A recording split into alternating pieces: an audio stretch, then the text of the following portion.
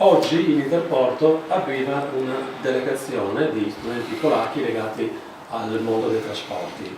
Cosa proporrete, cosa farete vedere a questi studenti? Ma diciamo che più che proporre è una richiesta che è pervenuta dal polo tecnologico, e questo si sviluppa in un'ottica sostanzialmente di integrazione delle varie funzioni che Interporto, fra cui Interporto fa rete, nel senso che noi siamo la rete logistica, il polo tecnologico e lo sviluppo della conoscenza e delle start-up d'impresa, e altre come il consorzio universitario, come ovviamente i distretti industriali, sono chiamati a una sorta di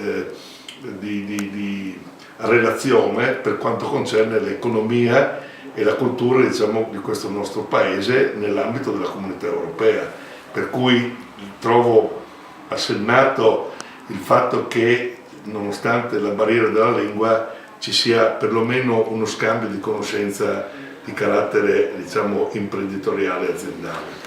Con un'ulteriore domanda, mancano pochi mesi dall'avvio di una importante opera attesa da lungo tempo, quella del terminale ferroviario. Ci può dare un resoconto dello stato dell'arte al giorno d'oggi? Allora, a dire la verità, i lavori sono iniziati, per cui se intendiamo come opere, le opere sono già avviate, sono anche a buon punto, e i vari lotti che si vanno naturalmente a integrare tra di loro, dallo sbancamento alla realizzazione dell'armamento ferroviario, alla realizzazione del sistema di controllo ETC, al sistema di rilevamento delle merci viaggianti, quello è già operativo.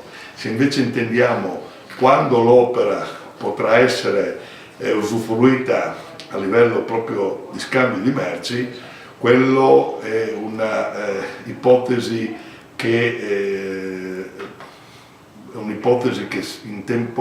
in ordine temporale si può far coincidere fra l'inizio dell'autunno e l'inverno, insomma, del 2017, e dopodiché a pieno regime nel 2018. È una bella occasione di sviluppo, no? Per il rapporto. Questo è il mantra, si può dire, si può usare questo termine, per lo sviluppo dell'area, perché gli operatori ne hanno bisogno, le aziende strutturate ne hanno bisogno, e sicuramente il territorio, quando si accorgerà effettivamente che questa scommessa sarà vinta e darà veramente l'apporto che deve dare in termini di servizi, quella volta saremmo forse a dover ragionare in termini di come soddisfare la domanda.